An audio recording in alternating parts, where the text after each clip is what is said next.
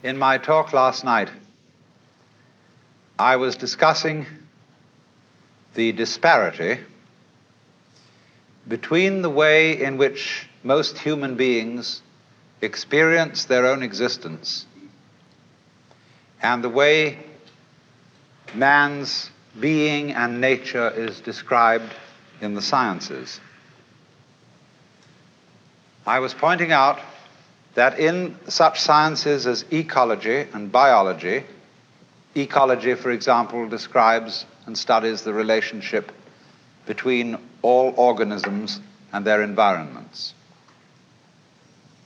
The way in which they describe human, animal, and insect behavior is in flat contradiction with the way in which most of us experience our thinking and our action and our existence.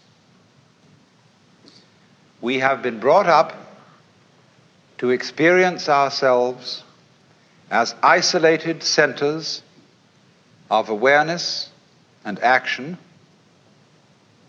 placed in a world that is not us, that is foreign, alien, other, which we confront.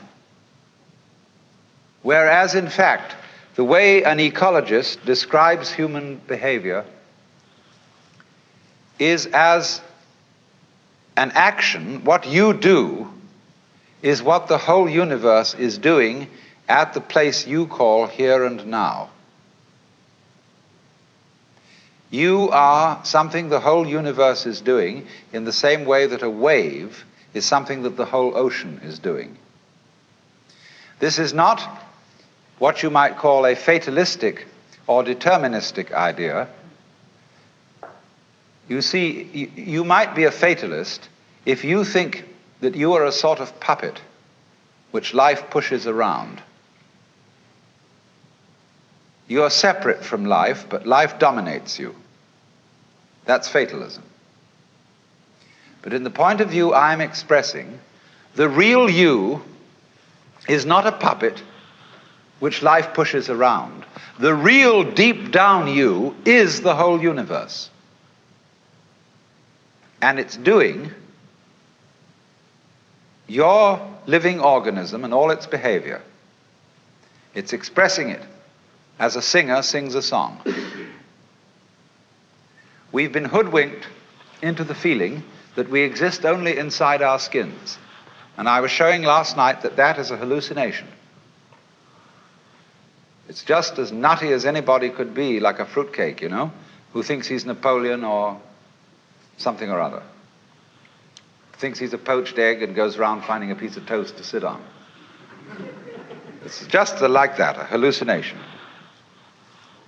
And I was showing how we need to experience ourselves in such a way that we could say that our real body is not just what's inside the skin, but our whole total external environment.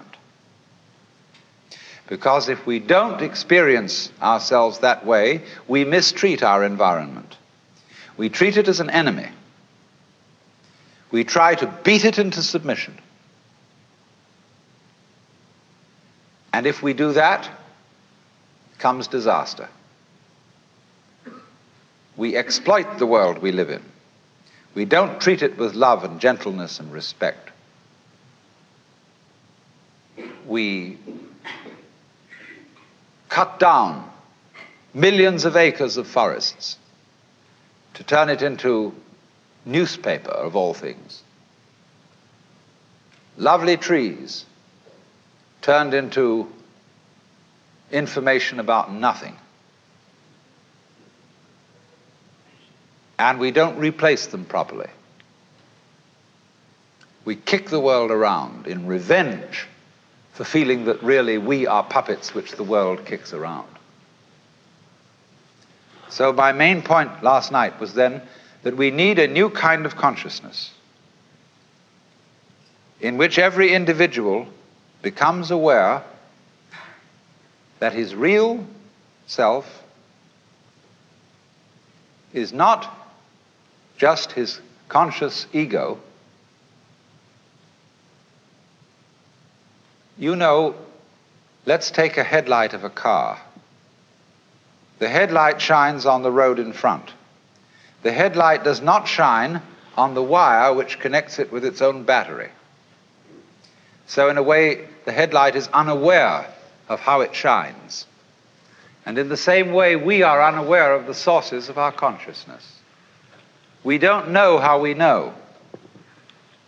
There was a young man who said, though, it seems that I know, what I would like to see is the I that knows me when I know that I know that I know.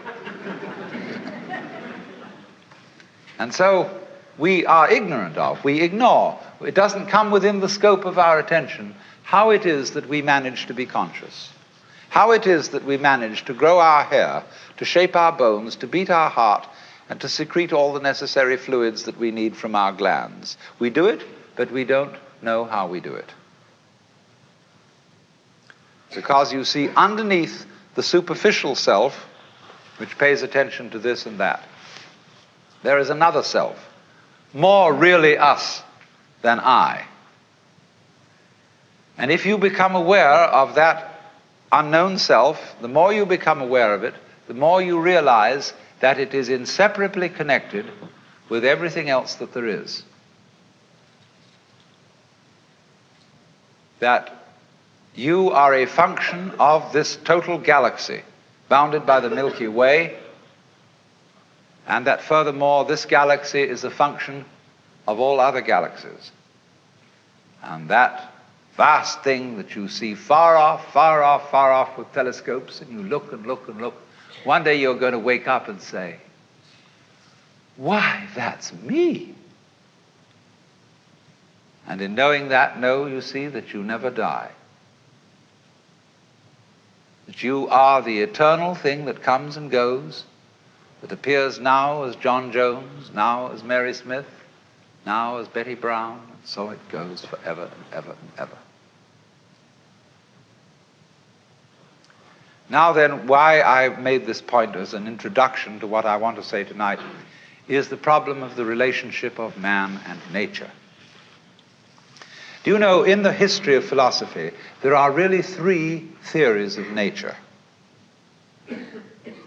Incidentally, what do you mean when you use the word nature? What is nature study? Natural history. The Museum of Natural History. What do you expect to find there? Well, for many people, nature means the birds, the bees, and the flowers. It means everything that is not artificial. People think, for example, a building like this is not natural, it's artificial. The natural state of the human being is to be naked, but we wear clothes, and that's artificial. We build houses. Is there any difference between a human house and a wasp's nest? Or a bird's nest? Not really. But we do have in our minds, you see, the idea that nature is somehow outside us. We've got some nature in us. We say there's a thing called human nature, and mostly bad. Human nature, according to Dr. Freud, is motivated by the libido. And you know what that is. And you can't trust it. In the old days, they used to beat it with whips. But Freud said, don't do it that way. You have to treat it as a good horse trainer trains a horse by giving it a lump of sugar every now and then. And get it controlled that way. Be kind to it. Respect it. Even though it's really very, very disrespectable. Well, now, there are, as I said, in the history of mankind, 3 theories of nature. The first theory is the Western theory, which is that nature is a machine or an artifact.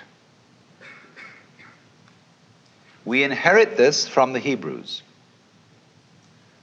who believed that nature was made by God in somewhat the same way as a potter makes a pot out of clay, or a carpenter makes a table out of wood. It is not insignificant that Jesus is the son of the carpenter.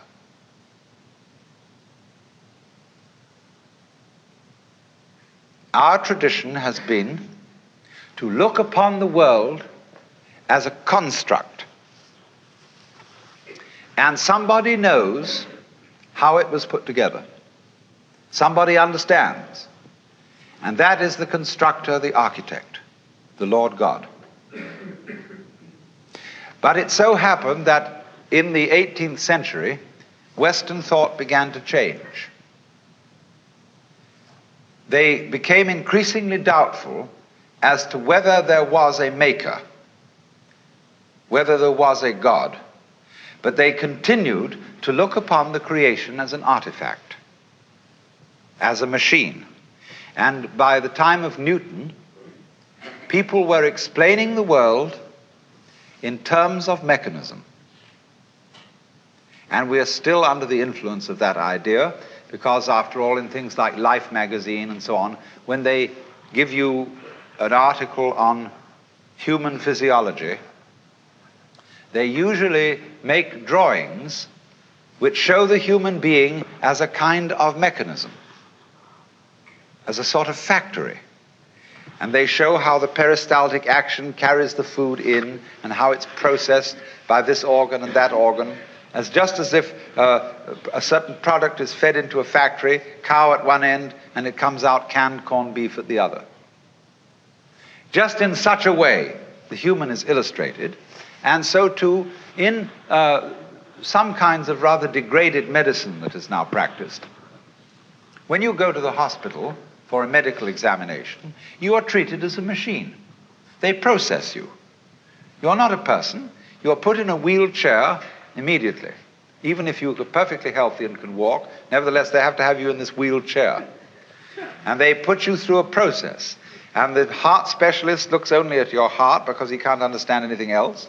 The otorhinolaryngologist, which means an ear, nose, and throat man, looks at that section of you, and he doesn't know about anything else.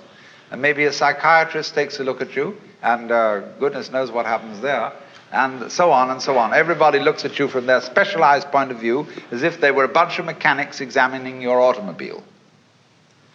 Because, as I said last night, we just asked for this, because most of us consider ourselves as chauffeurs inside our bodies, which we own in the same way as you own a car. And when it goes wrong, you take it to the mechanic to fix it. You don't really identify with your body, just as you don't really identify with your car. So here is this whole theory of nature, which has grown up in the West as an artifact, something made. Now let me take a second theory of nature. This is an Indian theory, East Indian. Nature not as an artifact, but as drama.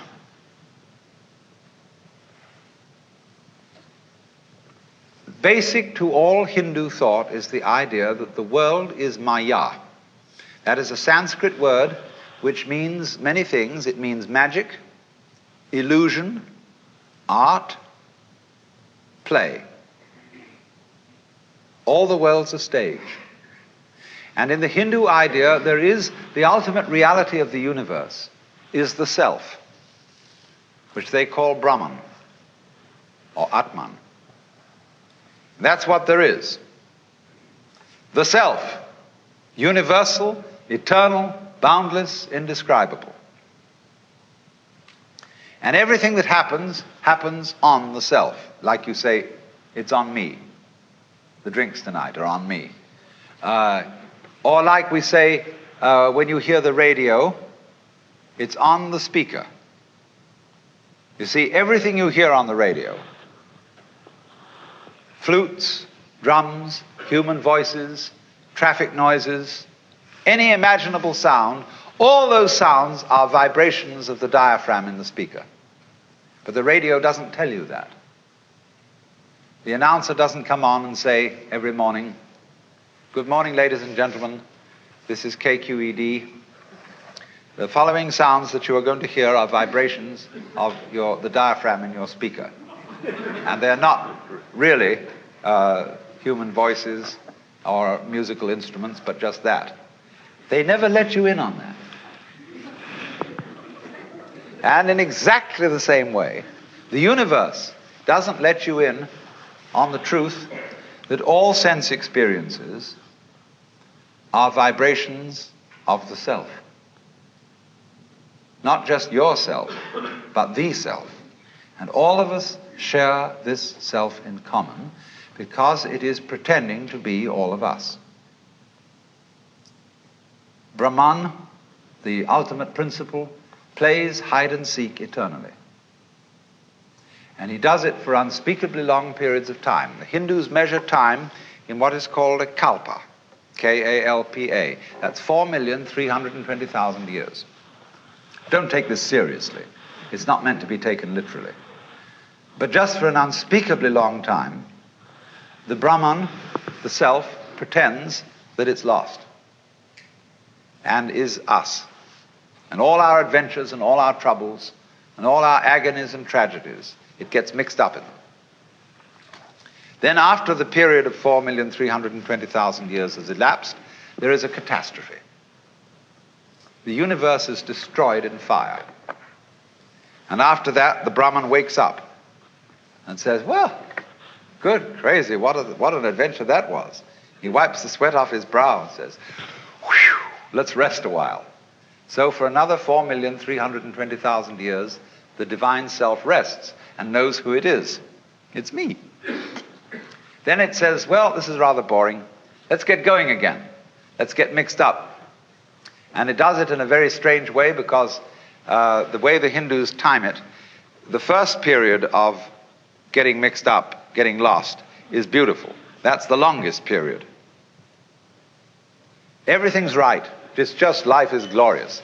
Then it has the next period in which things get a little wonky. Something is vaguely out of order. That doesn't last so long. Then the next period, the third, is when good and evil are equally balanced. And that's still not so long. Finally comes the shortest period when everything bad triumphs and the whole thing blows up and we begin all over again. We're supposed to be living in that now. It's what's called the Kali Yuga, the age of darkness. And it began on Friday, February the 23rd, 3123 BC. And it has 5,000 years to run. But as it goes on, time gets faster, so don't worry.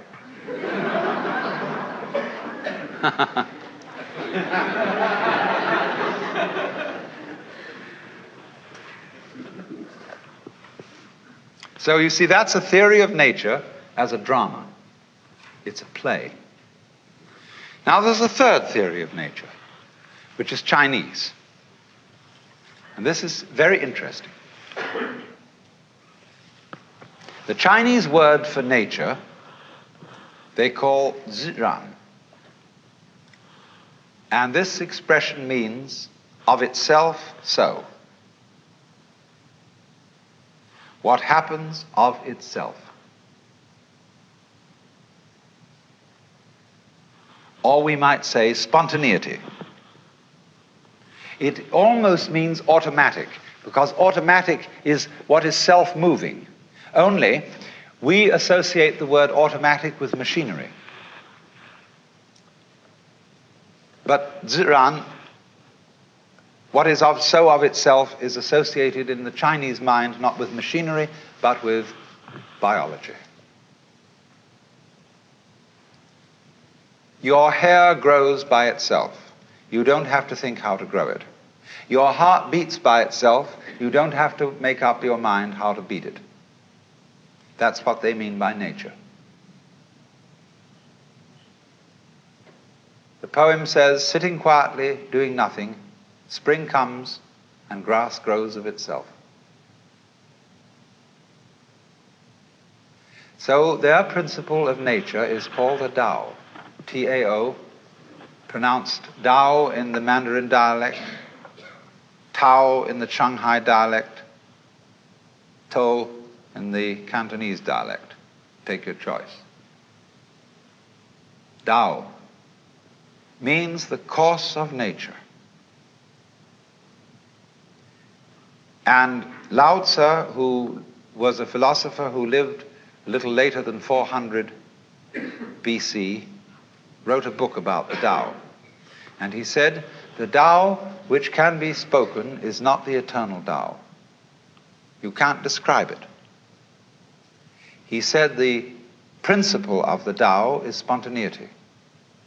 He said the great Tao flows everywhere, both to the left and to the right. It loves and nourishes all things, but does not lord it over them.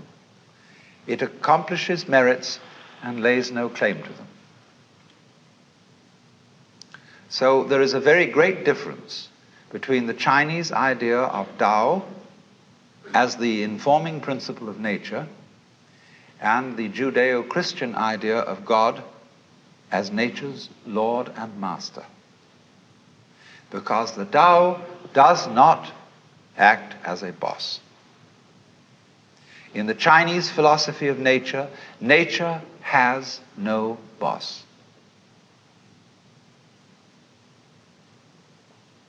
There is no principle that forces things to behave the way they do. It is a completely democratic theory of nature. Correspondingly, you see, most Westerners, whether they be Christians or non-Christians, don't trust nature. Of all things, nature is the thing least to be trusted. You must manage it. You must watch out for it. It will always go wrong if you don't watch out. You know, the goblins will get you if you don't watch out. So we're always feeling that you can't trust it. See, we're absolutely instilled with the idea of original sin.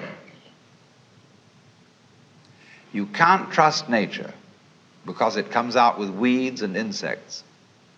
And above all, you can't trust human nature because if you don't hold a club over yourself, you'll go out and rape your grandmother.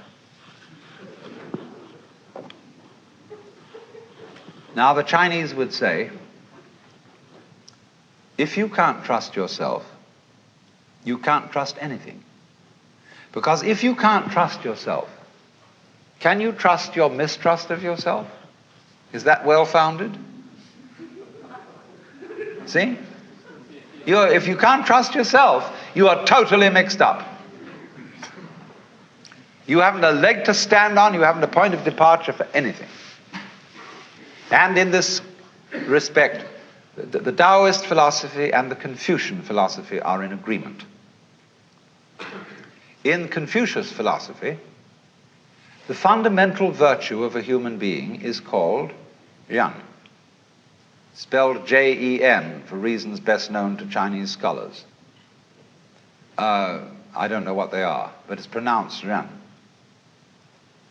And it's a character, Chinese character, that Confucius placed as the highest of all virtues, higher than righteousness, higher than benevolence, and it means approximately human-heartedness. Now, Confucius once said that goody-goodies are the thieves of virtue. Virtue in Chinese is de. We Romanize it as T-E-H, de. And it means virtue not in the sense of moral propriety, but virtue in the sense of magic, as when we speak of the healing virtues of a certain plant. A man of true virtue is therefore a human-hearted man.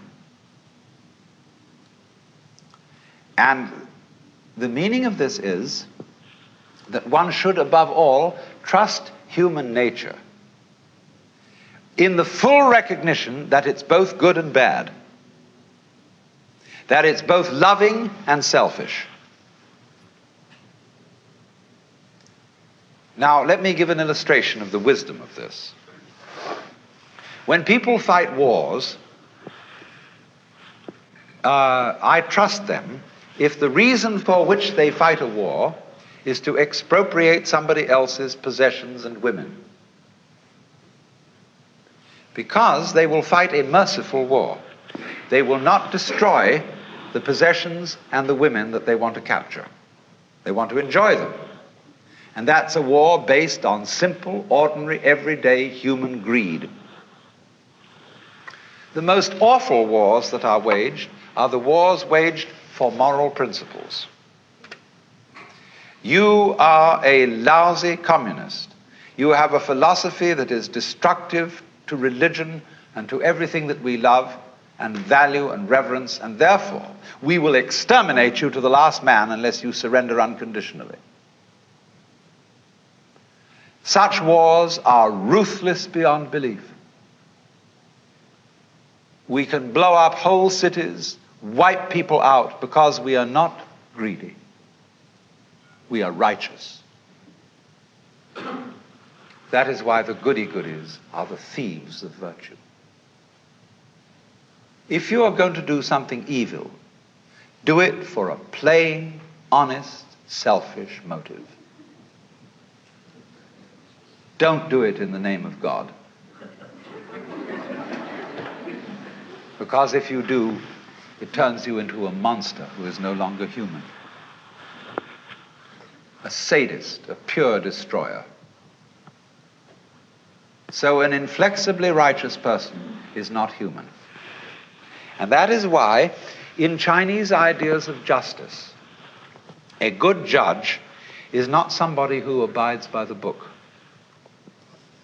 Their idea of justice is, for God's sake, keep the case out of court. Let us have a consultation behind the scenes, and let's arrange a compromise. Because we know our opponent is a rascal. I know I am a rascal. And therefore there can be a mutual arrangement between thieves. So we summon her and we talk about it, and we call the judge in an unofficial capacity. And the judge hums and haws, and if he's a good judge, he has a sense of what is called li. I'm going to talk to you about another meaning of a word pronounced li later on, but it's quite a different word. Li is justice, but you can't write it down.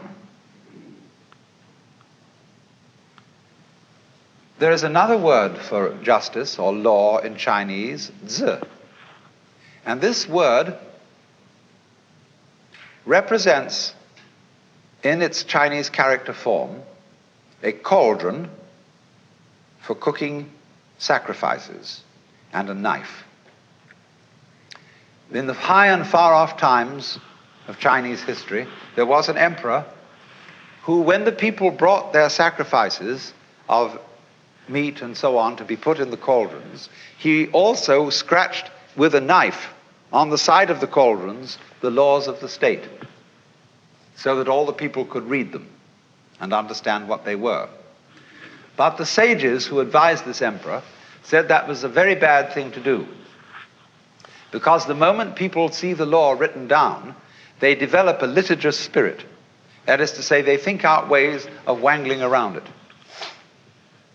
And that's what we do all the time, don't we? The moment Congress passes a law, tax law especially, all the lawyers get together and they think they fill it full of holes. They say, well, it didn't define this and it didn't say that. And some of those Confucians wanted to put the language in order and to make all the words mean just so. But the Taoists laughed at them and said, if you define the words, with what words are you going to define the words that define the words? So they said, therefore, the emperor should not have written the laws down, because a sense of justice is not something you can put in words. It's what our lawyers call equity. And you talk to any lawyer, and he, in discussing various judges around town, he will say, well, Judge so-and-so is pretty much a stickler for the letter of the law. But on the other hand, Judge so-and-so has a sense of equity. He knows when the law, the letter of the law, just doesn't apply to this particular case. And he just has an innate sense of fair play. That's the man to be trusted as a judge. So this is what the Chinese mean by a judge who has the sense of li, of real justice. It can't be written down, it can't be explained, because every case is individual. But what such a man has fundamentally in his heart, he trusts the good and bad of human nature. Human beings are complex. We don't know ourselves at all, really. Consider your nervous system. Neurologists haven't even begun to figure it out. And yet all your conscious decisions are based on this thing that you don't understand. You're unbelievably more wise in your nature than you ever will be in your conscious thoughts. Because behind your conscious thoughts lies your nervous system. And if you say, well, my nervous system is unreliable, it is just a bunch of strange, weird biological chances that have got mixed up somehow, then this very opinion that you're expressing, you see, is a function of that nervous system. So you're saying that you are a total hoax. You can't trust yourself at all. So that is a set of game rules that don't lead anywhere. It's totally self-frustrating. So you see, what the Chinese have developed here is a theory of nature. I said there are three theories. The Western mechanical theory, nature as an artifact, the Hindu dramatic theory, and the Chinese organic theory. Nature, human nature included, is an organism. And an organism is a system of orderly anarchy. There is no boss in it, but it gets along by being left alone and being allowed to do its stuff. That's what the Chinese Taoist philosophy calls Wu Wei, which means not doing nothing, but not interfering with the course of events, not acting against the grain. Now, this is the time to introduce the second word, li, in Chinese. The first li meant justice. The second li is a character which had the original meaning of the markings in jade, the grain in wood, and the fiber in muscle. And it's usually translated reason or the principle of things. These are not very good translations. The best translation of li is organic pattern. Now look here. When you look at the clouds, they aren't symmetrical. They don't form fours. They don't come along in cubes. But you know at once that they're not a mess. A dirty old ashtray full of junk may be a mess, but clouds don't look like that. When you look at the patterns of foam on water, they never make an artistic mistake. And they're not mess. They are wiggly, but in a way orderly, and it's difficult for us to describe that kind of order. Now take a look at yourselves. You're all wiggly. We think, we're pretty ordinary because there are a lot of us that look approximately the same. So when we see a human being, we think, well, that's pretty much in order and kind of regular and it's okay. But we don't realize how wiggly we are. We're just like clouds, rocks, and stars. Look at the way the stars are arranged. Do you criticize the way the stars are arranged? Would you like them to form fours? Would you like them to be sort of set out like needlepoint on the canvas of the skies? There was somebody in the 18th century, in the days when they built formal gardens of clipped hedges and made all the tulips stand together like soldiers, who criticized the stars for being irregularly arranged. But today, we don't feel that way. We love the way the stars are scattered. And they never make a mistake in their arrangement. What about mountain ranges? Do you criticize the valleys for being low and praise the peaks for being high? You just say it's great, it's the way it is. Now that kind of order, the artist pays a tribute to it by painting a landscape. People, you know, in every national park, there's a place called Inspiration Point. And people go there and they say, oh, it's just like a picture. And nobody knew this 400 years ago. It took the artists to paint landscape, and then people realized how beautiful it is. Nowadays, artists are painting pictures of damp, stained walls and floors where people have dropped a lot of paint. And one day people will walk into a room where there's a lot of paint been scattered on the floor and a general thing, and they'll say, my goodness, it's just like a Jackson Pollock. Oh, ain't it just like a picture? See? It always takes the artist to show us the vision.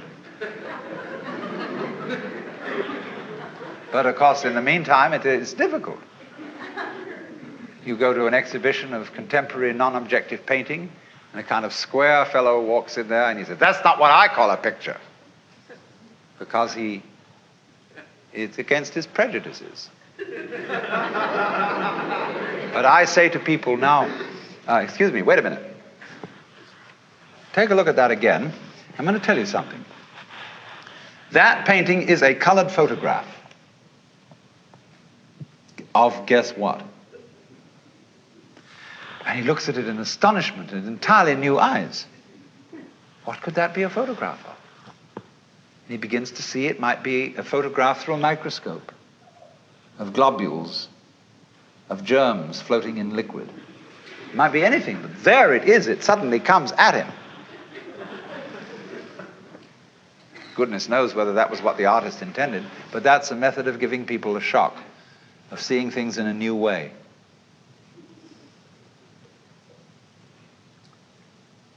You know, a GI visited Picasso in Paris during the war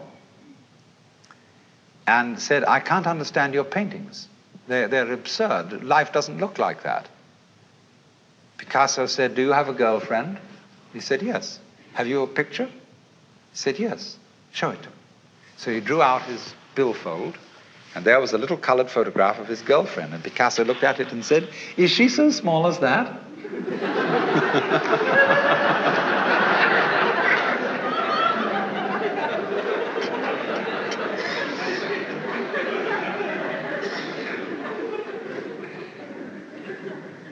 Now then, the idea of Li, the idea of natural order, is like this patterns on foam, patterns in jade, the shapes of the clouds, the shapes of trees and mountains. They are orderly, but we cannot put our finger on the order. We know it's orderly, but we don't know why. And we know it's completely different from a mess. The order of nature is in that way then indefinable. When St. Augustine was asked what is time, he said, I know what it is, but when you ask me, I don't. And so in the same way, the Chinese would say, we know what the order of nature is, but if you ask us, we don't.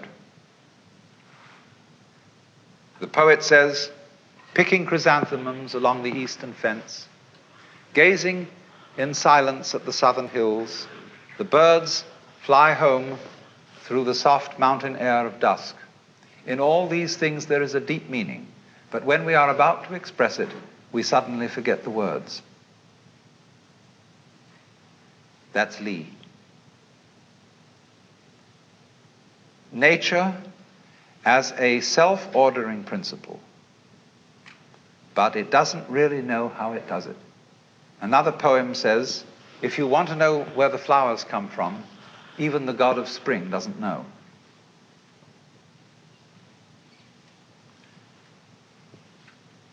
This is a very remarkable attitude to nature. Politically, you see, if you translate this into politics, it is a high philosophical anarchy.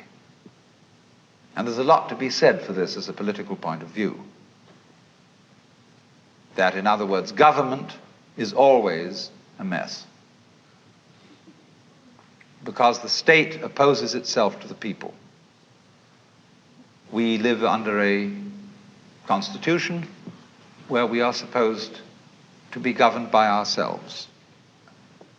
As somebody once said, down with democracy when we get it.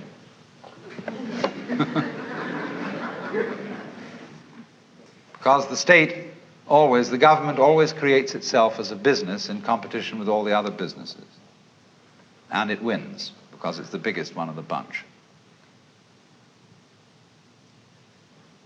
The Taoists said of the state that it should be as anonymous and as unobtrusive as possible. That is to say that the emperor, instead of going around in processions and being heralded and flags waved, should be as unobtrusive as the head of the sanitation department. You know, he's a man, just a guy who goes around in a plain ordinary suit and really attends to his job. And the head of the sanitation of the city of Dallas goes around. You don't have a police escort and sirens blowing and flags waving. He simply does his job. And the feeling of Lao Tzu is that the president or the emperor should have the same kind of attitude. That he should simply help the people and retire and not claim any merits for it. Always withdraw himself, always be behind the scenes, not striving for power, but simply to help things along. Govern a great state, he said, as you would cook a small fish. Now, you know, when you've got a small fish in the frying pan, don't keep tossing it around and fidgeting with the spatula. Otherwise, it'll fall apart. Do it gently. Softly, softly, catchy monkey. So then, here is a conception of nature as something you must trust. Outside nature, the birds, the bees, the flowers, the mountains, the clouds, and inside nature, human nature. Now, nature isn't trustworthy completely. It'll sometimes let you down with a wallop. But that's the risk you take. That's the risk of life. What's the alternative? I do not trust nature at all. It's got to be watched. Do you know what that leads to? It leads to 1984 and Big Brother. It leads to the totalitarian state where everybody is his brother's policeman, and where everybody is watching everybody else to report them to the authorities, where you can't trust your own motivation, where you have to have a psychoanalyst in charge of you all the time to be sure that you don't think dangerous thoughts or peculiar thoughts. And you report all peculiar thoughts to your analyst, and your analyst keeps a record of them and reports them to the government. And everybody is busy keeping records of everything. It's much more important to record what happens than what happens. This is already eating us up. It's much more important that you have your books right than that you conduct your business in a good way. In universities, it's much more important that the registrar's records be in order than that the library be well stocked. After all, do you know your grades are all locked up in safes, and they're protected from thievery and pilfering, and they're the most valuable property that the university has. The library can go hang.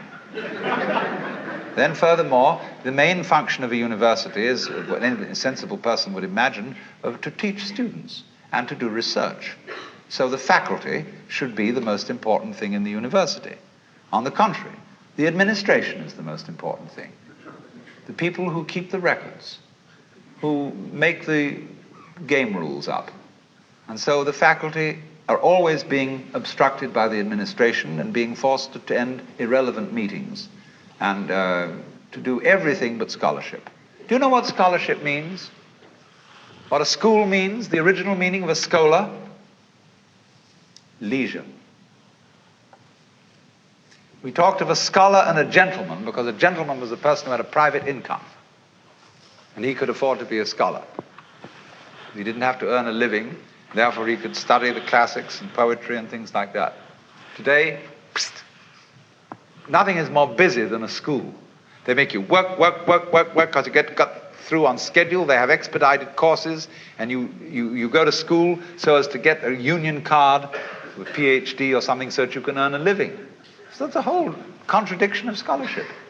Scholarship is to study everything that's unimportant, not necessary for survival. All the charming irrelevances of life. But you see, the thing is this: if you don't have a room in your life for the playful, life's not worth living. All work and no play makes Jack a dull boy. But if the only reason for which Jack plays is that he can work better afterwards, he's not really playing. He's playing because it's good for him. He's not playing at all. You have to be able to be a true scholar. You have to cultivate an attitude to life where you're not trying to get anything out of it. You pick up a pebble on the beach. Look at it. Beautiful. Don't try and get a sermon out of it. Sermons in stones and God in everything be damned. Just enjoy it. Don't feel that you've got to salve your conscience by saying that this is for the advancement of your aesthetic understanding. Enjoy the pebble. If you do that, you become healthy. You become able to be a loving, helpful human being. But if you can't do that, if you can only do things because they are somehow you're going to get something out of it, you're a vulture. So, we have to learn.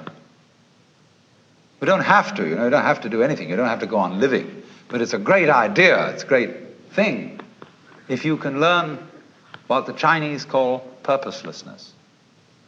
They think nature is purposeless. When we say something's purposeless, that's put down. There's no future in it. It's a washout. But when they hear the word purposeless, they think that's just great. It's like the waves washing against the shore, going on and on and on forever with no meaning. A great Zen master said as his death poem, just before he died, "From the bathtub to the bathtub, I have uttered stuff and nonsense." The bathtub in which the baby is washed at birth, the bathtub in which the corpse is washed before burial, all this time I have said many nonsenses. Like the birds in the trees go, twee, twee, twee, twee, twee. What's it all about? Everybody tries to say, oh, it's a mating call. It's purposeful. Trying to get their mate, attract them with a song. That's why they have colors. Butterflies have eyes on them. Self-protection. Engineering view of the universe. Why do that?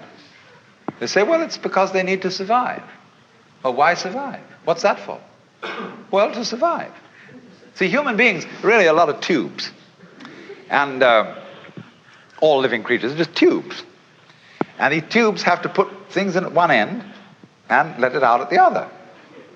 Then they get clever about it and they develop nerve ganglia on one end of the tube, the eating end, called a head. And it's got eyes in it, it's got ears in it, it's got little organs, antennae and things like this. And that helps you to find things to put in one end so that you can let them out the other. Well, while you're doing this, you see the stuff going through wears the tube out. And so that the show can go on, the tubes have complicated ways of making other tubes who will go on doing the same thing. In at one end, out the other.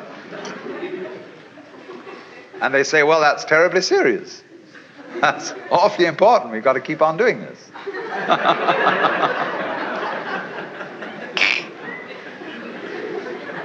But when Chinese say nature is purposeless, this is a compliment. It's like the idea of the Japanese have a word, yugen, and they describe yugen as watching wild geese fly and be hidden in the clouds, as watching a ship vanish behind a distant island, as wandering on and on in a great forest with no thought of return. Haven't you done this? Haven't you gone on a walk with no particular purpose in mind? Carry a stick with you and you occasionally hit at old stumps and wander along and sometimes twiddle your thumbs. It's at that moment that you are a perfectly rational human being. You've learned purposelessness. All music is purposeless. Is music getting somewhere? If it were, if the aim of music were, of a symphony, were to get to the final bar, the best conductor would be the one who got there fastest. See, dancing, when you dance, do you aim to arrive at a particular place on the floor? Is that the idea of dancing? No? The aim of dancing is to dance, is the present. Well, it's exactly the same with our life. We think life has a purpose. I remember the preachers used to say, when I was a small boy, I'd always hear it, we must follow God's purpose, his purpose for you and his purpose for me. When I asked these cats what the purpose was, they never knew. They didn't know what it was. They had a hymn. God is working his purpose out as year succeeds to year. God is working his purpose out and the time is drawing near.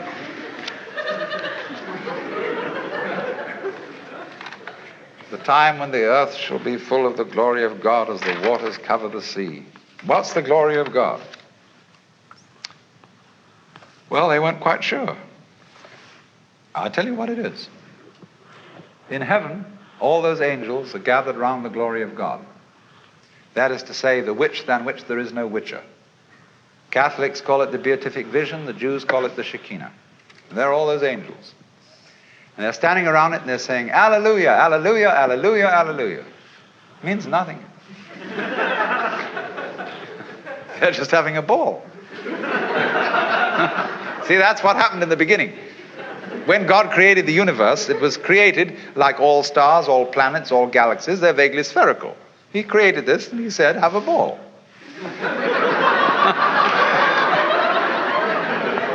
But before he said that, he said, you must draw the line somewhere. That was the real thing he said first. Before let there be light. That came later. First thing was, you must draw the line somewhere. Otherwise, nothing will happen. You've got to have the good guys, the bad guys. You've got to have this, you've got to have that. The black and white, light and darkness. Must draw the line somewhere. Now, here's the choice then. Are you going to trust it or not? If you do trust it, you may get let down. And this it is yourself, your own nature, and all nature around you. There are going to be mistakes. But if you don't trust it at all, you're going to strangle yourself. You're going to fence yourself round with rules and regulations and laws and prescriptions and policemen and guards, and who's going to guard the guards, and who's going to look after Big Brother to be sure that he doesn't do something stupid. No go. To live, I must have faith. I must trust myself to the totally unknown. I must trust myself to a nature which doesn't have a boss, because a boss is a system of mistrust. That is why Lao Tzu's Tao loves and nourishes all things, but does not lord it over them.